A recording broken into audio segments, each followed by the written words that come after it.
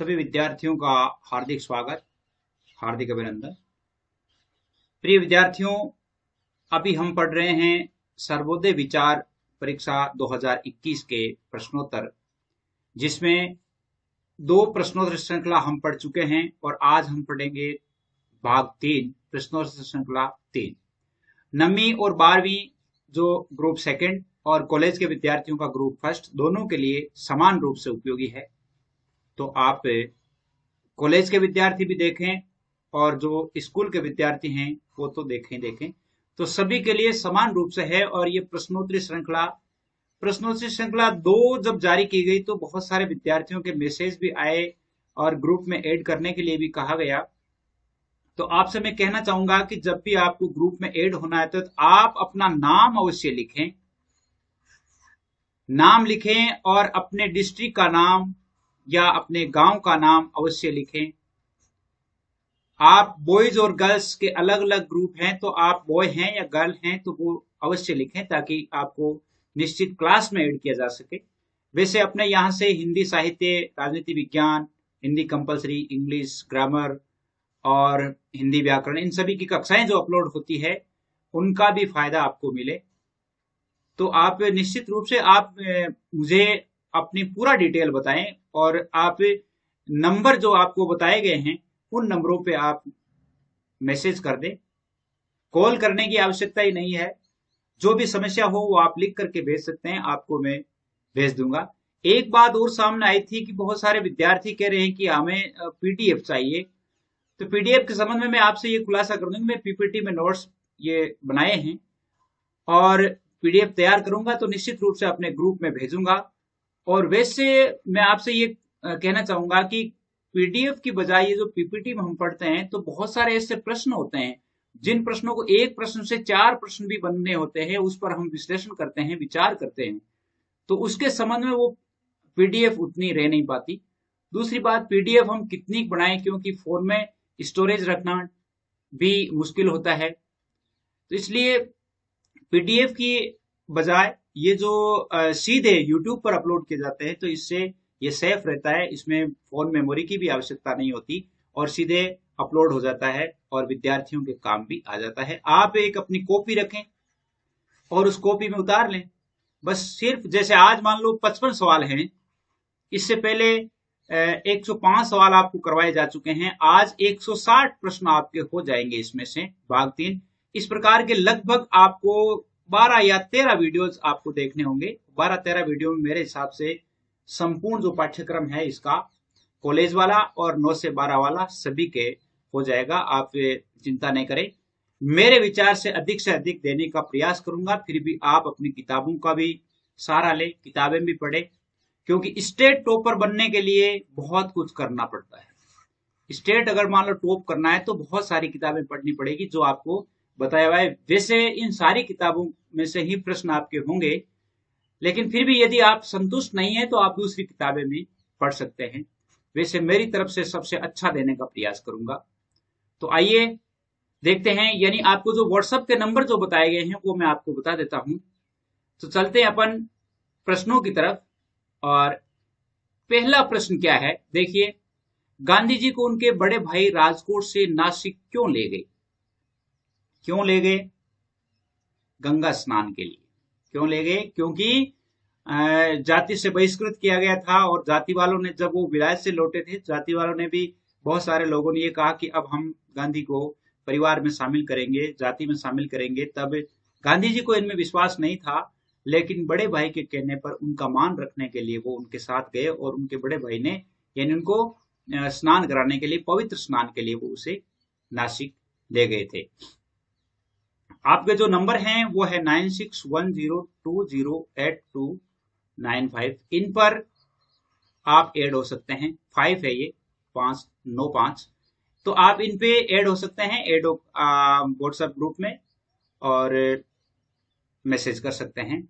विलायत से घर लौटने पर गांधी जी को क्या परिवर्तन देखने को मिला? जब वो विलायत से घर आए थे तो घर वालों ने क्या सोचा कि सभ्य मेहमानों के लिए काम में आने वाली वस्तुएं सभी के लिए काम में ली जाने लगी। यानी पहले तो क्या होता था कि कुछ ऐसी चीजें थी, चाय है, कॉफी है, कुछ ऐसे बर्तन हैं, चीनी मिट्टी के बर्तन वगैरह हैं, वो घर वाले काम में नहीं लेते थे, घर वाले तो जनरल यूज में लेते थे और मेहमानों के लिए रखा जाता था। लेकिन अब वो चीजें भी सभी के लिए काम में आने लगे। कहने का अर्थ है कि वो विलायत के जो पढ़कर आ रहे थे गांधी जी, तो उन्होंने सोचा कि इनको माहौल घर में विलायत जैसा ही मिलना चाहिए। तीसरा प्रश्न है कि नवीनताओं के साथ घर पर सफेद हाथी बंध गया, इससे गांधी जी क्या क्या आशय है? बहुत ही इंपॉर्टेंट प्रश्न है। इसका अर्थ है कि घर का खर्चा बढ़ गया था, यानी जो कुछ अनावश्यक खर्चे भी होना शुरू हो गया था। रविशंकर कौन था? बहुत इंपॉर्टेंट है, और वो था रसोईया जो इन्होंने बंबई में जब वकालत करने के लिए प्रैक्टिस करने के लिए गए थे, तो वहां पे उन्होंने इस रसोईया को रखा था जिसका नाम रविशंकर था। मेरा संध्या तर्पण मेरा हल है और कुदाल मेरा खटकरम है, यह है किसने कहा? ये रविशंकर ने कहा था। रविशंकर से जब उन्हें खाने के बारे में पूछा गया तो उन्होंने कहा कि खाना बना लेता हूं। संध्या तर्पण के बारे में तब पूछा, तब उन्होंने ये जवाब दिया था। वीरचंद गांधी क्या तैयारी कर रहे थे? और वो सॉलिसिटर बनने की तैयारी कर रहे थे। एविडेंस एक्ट या कानून शहादत, तो उन्हें मुख जबानी याद है, ऐसा किसने किसके लिए कहा? देखिए, वीरचंद गांधी ने कहा था फिरोज शाह मेहता के लिए। फिरोज शाह मेहता भी बहुत अच्छे वकील थे उस समय के, उनके लिए कहा गया था। और किसके द्वारा किया गया था? वीरचंद्र गांधी के द्वारा। गांधी जी ने मुकदमे में जिरह करने की अद्भुत शक्ति के लिए किसका उल्लेख किया? यानी जैसे मुकदमा है और मुकदमे में जो जिरह है अर्थात वाद विवाद से संबंधित है, किसी भी मुकदमे को की जिरह करने के लिए, तकरीर करने के लिए किसका नाम लिया है? बदरुद्दीन तैयब जी का। किसका नाम लिया? वो कहते थे कि जिरह करने की उनमें अद्भुत शक्ति है और उनका नाम है बदरुद्दीन तैयब जी।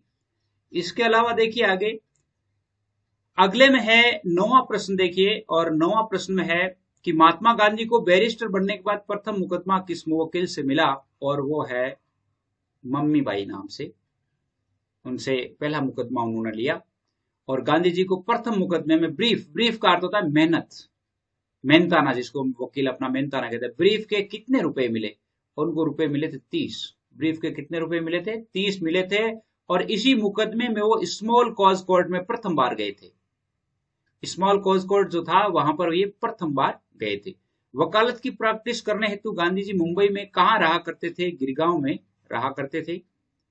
गिरगांव से हाईकोर्ट जाने में गांधी जी को कितना समय लगता था? और वो समय लगता था 45 मिनट। कितना समय लगता था? 45 मिनट। राजकोट में वकालत करके गांधी जी प्रतिमाह औसतन कितना कमा लेते थे? 300 रुपए। 300 रुपए प्रतिमाह कमा लेते थे, जो काफी था। अगर तुम्हें शांति से रहना हो और 2 पैसे कमाने हो तो अपमान को भूल जाओ, यह है किसने कहा? यह कहा था फिरोज शाह मेहता ने। फिरोज शाह मेहता से जब गांधी जी मिले थे और गांधी जी को जब अपमानित किया गया था अंग्रेजों के द्वारा, तब फिरोज शाह मेहता ने कहा कि अगर आप यहाँ पर कुछ पैसे कमाने के लिए आए हो और कुछ पैसे कमाना चाहते हो तो आपको ये अपमान, यानी ये जो है वो अपनी जेब में डाल लो, अर्थात इसको सहन करते रहो। अब्दुल करीम झवेरी कौन थे? और वो थे मेमन फर्म के एक सेठ थे जिनका दक्षिण अफ्रीका में व्यापार था। अब्दुल करीम झवेरी कौन थे? और वो थे मेमन फर्म के सेठ जिनका दक्षिण अफ्रीका में व्यापार था। सेठ अब्दुल करीम ने गांधी जी को कितनी तनख्वाह देना तय किया? 105 पाउंड। अब्दुल करीम जब उन्हें मुकदमे में ले जा रहे थे दक्षिण अफ्रीका, तो उन्होंने कहा कि हम आपको 105 पाउंड देंगे और आपको जो खाने पीने का खर्चा है वो अलग से देंगे, रहने का खर्चा भी आपका हम ही देंगे, आपको 105 पाउंड देंगे। तभी तो गांधी जी अच्छी तरह से तैयार हो गए थे। अगला देखिए, अगले में है कि मेमन फर्म का दावा अथवा मुकदमा कितने पाउंड का था? कितने पाउंड का दावा किया गया था? वो था 40,000 पाउंड का दावा किया गया था। गांधी जी मुंबई से दक्षिण अफ्रीका के लिए रवाना कब हुए? बहुत ही इंपॉर्टेंट प्रश्न है, और वे हुए थे अप्रैल 1893 ईस्वी में। अप्रैल 1893 में हुए थे। ये बहुत ही इंपॉर्टेंट प्रश्न है। दक्षिण अफ्रीका की यात्रा में मुंबई से लामू बंदरगाह पहुंचने में कितने दिन लगे थे? उनको दिन लगे थे 13। मुंबई से लामू बंदरगाह तक पहुंचे, वहां तक 13 दिन लगे। गांधी जी नेटाल कब पहुंचे थे? और वो पहुंचे थे मई 1893 के अंत में, यानी मई का जो महीना था उसके अंत में पहुंचे थे। नेटाल बंदरगाह को और किस नाम से जाना जाता है? उनको नाम है डरबन के नाम से। ये भी इंपॉर्टेंट प्रश्न है, बहुत इंपॉर्टेंट है। गांधी जी जब नेटाल पहुंचे तो वो किस पोशाक में थे? मतलब उनके कौन सी ड्रेस पहन रखी थी? एक तो फ्रॉक कोट था, सिर पर बंगाली जैसी पगड़ी थी। सेठ अब्दुल्ला का मुकदमा कहां चल रहा था? वो चल रहा था ट्रांसवाल में। कहां चल रहा था? ट्रांसवाल में। गांधी जी ने इस्लाम का व्यवहारिक ज्ञान किससे प्राप्त किया? इस्लाम का व्यवहारिक ज्ञान, और वो सेठ अब्दुल्ला से ही प्राप्त किया था। दक्षिण अफ्रीका में मुस्लिम व्यापारी अपना परिचय किस रूप में देते थे? वो देते थे अरबी के रूप में, यानी वो मुस्लिम व्यापारी कहते थे कि हम अरब के हैं। क्या देते थे? कि हम अरब के हैं। अगला देखिए, अगले में आप देखिए गिरमिट का क्या अर्थ होता है? इसका अर्थ होता है इकरारनामा, और ये एग्रीमेंट जो शब्द है, एग्रीमेंट इसका अपभ्रंश रूप है, बिगड़ा हुआ रूप है। क्या है? एग्रीमेंट का ही गिरमिट, और इसका अर्थ होता है इकरारनामा। एग्रीमेंट का अपभ्रंश रूप, यानी ऐसा पूछा जा सकता है कि एग्रीमेंट का अपभ्रंश रूप है गिरमिट। क्या है? गिरमिट। अंग्रेज गिरमिट वालों को किस नाम से पहचानते थे? कुली के नाम से। वो क्या कहते थे उसे? कुली। दक्षिण अफ्रीका में हिंदुस्तानियों को किन नामों से जाना जाता था? हिंदुस्तानी को कुली कहते थे, सामी कहते थे। सामी का अर्थ वैसे स्वामी होता है। क्या अर्थ होता है? स्वामी होता है। दक्षिण अफ्रीका में गांधी जी को किस नाम से जाना गया? कुली बारिस्टर के नाम से, क्योंकि भारत वालों को कुली कहा जाता था। बारिस्टर ये वकील था ही, तो कुली बारिस्टर के नाम से कहा गया। गिरमिटिया हिंदुस्तानी कितने भागों में विभाजित थे? वो तो 3 भागों में थे, हिंदू, मुस्लिम और ईसाई। इनको ये गिरमिटिया हिंदुस्तानी थे। दक्षिण अफ्रीका में गांधी जी की अखबार में चर्चा किस शीर्षक से हुई? अखबार में, वहां के दक्षिण अफ्रीका के अखबार में उनकी चर्चा हुई थी, और अखबार में छपे थे अनवेलकम विजिटर के नाम से। किस नाम से? अनवेलकम विजिटर के नाम से उनकी चर्चा हुई, और बहुत सारे लोगों ने इनका सपोर्ट भी किया, बहुत सारे लोगों ने इनको सताया भी। डरबन की अदालत में दुभाषिया कौन थे? वो थे मिस्टर पॉल, जो कि रोमन कैथोलिक थे, रोमन कैथोलिक धर्म से थे, तो मिस्टर पॉल थे वो। दक्षिण अफ्रीका में गांधी जी किन किन व्यक्तियों से, गांधी जी ने कौन कौन से व्यक्तियों से परिचय किया? देखिए, दक्षिण अफ्रीका में जब वो गए थे, एक तो मिस्टर सुबान गोडफ्रे से किया था, जो शिक्षक थे। अब देखो, यहां पर पूछा जा सकता है कि निम्न में से कौन शिक्षक था? जैसे मिस्टर सुबान गोडफ्रे का नाम आ गया, बाकी इनका भी नाम आ गया, तो शिक्षक कौन थे? सुबान गोडफ्रे थे। अब जैसे जेम्स गोडफ्रे है, वो सुबान गोडफ्रे के पुत्र थे। रुस्तम जी पारसी थे, और आदम जी मियां खान भी वहीं पर थे। तो इन व्यक्तियों से इन्होंने परिचय किया था। अगले प्रश्न देखिए, अगले प्रश्नों में पी नोट का अर्थ क्या होता है? उसका अर्थ था प्रोमिसरी नोट। पी नोट का अर्थ भी गांधी जी को पता नहीं था। सेठ अब्दुल्ला के प्रतिपक्षी कौन थे? अर्थात सेठ अब्दुल्ला जो गांधी जी को ले गए थे वहां पर मुकदमा लड़ने के लिए, तो उनके विपक्ष में कौन था? और वो उनके विपक्ष में था सेठ तैयब हाजी खान मोहम्मद। सेठ तैयब हाजी खान मोहम्मद, और ये इनके करीबी रिश्तेदार भी थे। क्या थे? करीबी रिश्तेदार भी थे। डरबन से प्रिटोरिया तक सयान की टिकट कितने की थी? वो थी 5 शिलिंग की। डरबन से प्रिटोरिया, ये ध्यान रखना, डरबन से प्रिटोरिया। गांधी जी दक्षिण अफ्रीका यात्रा में किस रेलवे स्टेशन पर गांधी जी को जबरन उतार दिया गया? गांधी जी को, ये बहुत ही इंपॉर्टेंट प्रश्न है, ये वेरी इंपॉर्टेंट है, यहां से प्रश्न पूछा जा सकता है। किस रेलवे स्टेशन उनको जबरन हाथ पकड़ के उतार दिया था? और वो था Maritzburg railway station. Maritzburg railway station. दक्षिण अफ्रीका में निवास के दौरान गांधी जी ने उस देश में किसे महारोग बताया? अर्थात दक्षिण अफ्रीका में जब उन्होंने निवास किया, तो जब उन्होंने देखा कि यहां पर सबसे बड़ा रोग क्या है, और वो था रंग द्वेष। रंग द्वेष का मतलब है कलर से काले गोरे का भेद। क्या था? काले गोरे का भेद। यहां ये भी हो सकता है ऑप्शन आपके, काले गोरे का भेद। दक्षिण अफ्रीका की यात्रा के दौरान गांधी जी स्टैंडर्टन पहुंचने पर कहां रुके थे? और वो रुके थे सेठ ईसा हाजी सुमार की दुकान पर। कहां रुके थे? सेठ ईसा हाजी सुमार की दुकान पर। जोहान्सबर्ग पहुंचने पर गांधी जी सबसे पहले कहां गए? वो गए थे मोहम्मद कासिम कमरुद्दीन की दुकान। जोहान्सबर्ग जब पहुंचे थे, ट्रांसफर से जोहान्सबर्ग पहुंचे थे, जोहान्सबर्ग में वो कहां रुके थे? मोहम्मद कासिम कमरुद्दीन की दुकान पर। यह देश आप जैसे लोगों के लिए नहीं है, ये किसने कहा था? ये कहा था अब्दुल गनी सेठ ने। यानी जब गांधी जी को बहुत अधिक प्रताड़ित किया गया, गांधी जी ने जब उनका सामना किया, तब सेठ अब्दुल गनी ने कहा था कि ये आप जैसे लोगों के लिए नहीं है, ये तो उन लोगों के लिए है जो यहां रह करके उनका अपमान सहन कर ले और अपने पैसे कमाते जाए, उन लोगों के लिए है। अगला प्रश्न देखिए, अगले प्रश्न में क्या है, अगला प्रश्न है कि ट्रांसवाल से प्रिटोरिया की दूरी कितनी है? वो है 37 मील। कितनी है? 37 मील। प्रिटोरिया पहुंचकर गांधी जी ने प्रथम रात्रि कहां व्यक्त की? ये बहुत ही इंपॉर्टेंट है, और वो की थी जोस्टन के फैमिली होटल में। कहां पे? जोस्टन का फैमिली होटल था, वहां पे। सेठ अब्दुल्ला के वकील का नाम क्या था?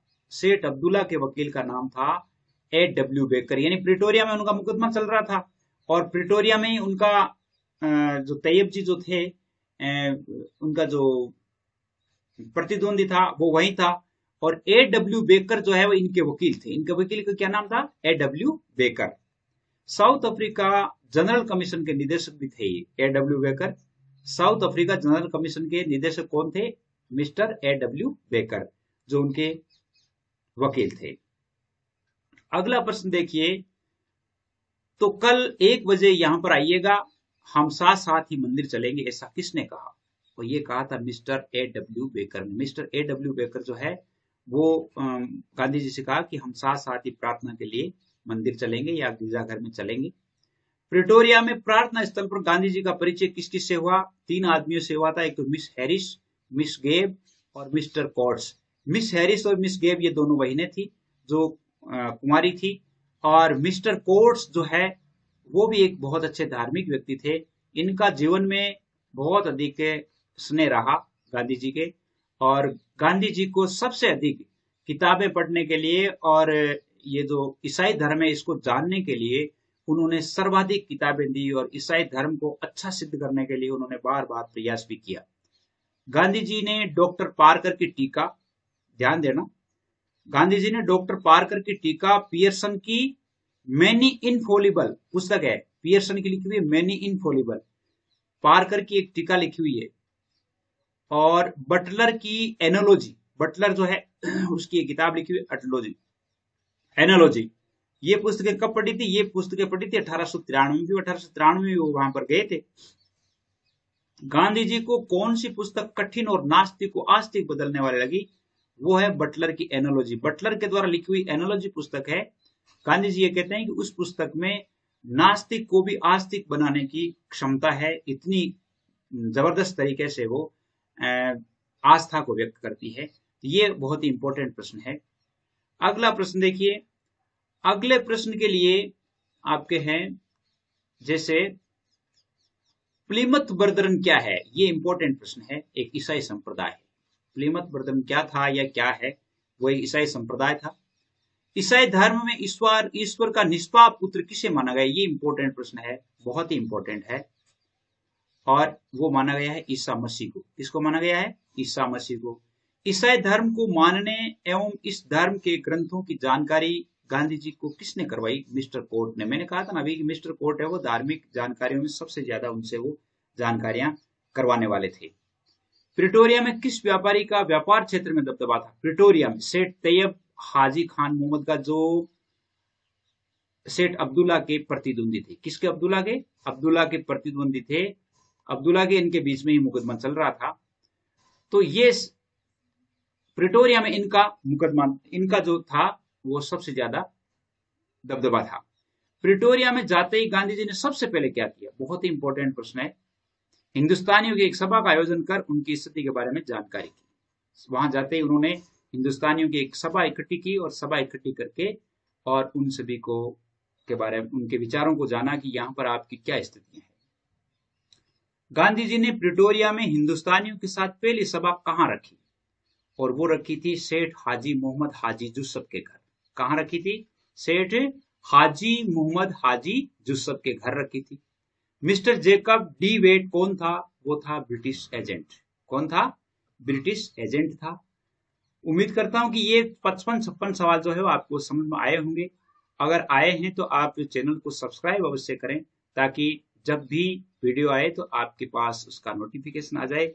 और 9610208295 इन नंबरों पे आप जो है व्हाट्सएप ग्रुप के लिए ऐड हो सकते हैं, आपको ऐड कर दिया जाएगा। और जो जैसे 9वीं से 12वीं तक पढ़ने वाले विद्यार्थी अपनी क्लास अवश्य लिखें, अपना नाम अवश्य लिखें, ताकि मुझे पता रहे कि कौन सी क्लास में ऐड करना है और कहाँ ऐड करना है। कॉलेज के विद्यार्थियों के लिए भी अलग से ग्रुप है, कॉलेज की बालिकाओं के लिए भी अलग से ग्रुप है। तो आप निश्चित रूप से मुझे पूरा एड्रेस आपका जरूर लिखें, ताकि सुविधा रहे कि आपको कहाँ ऐड करना है। उम्मीद करता हूं आपको पसंद आया होगा। आज बस इतना ही। जय हिंद, जय भारत।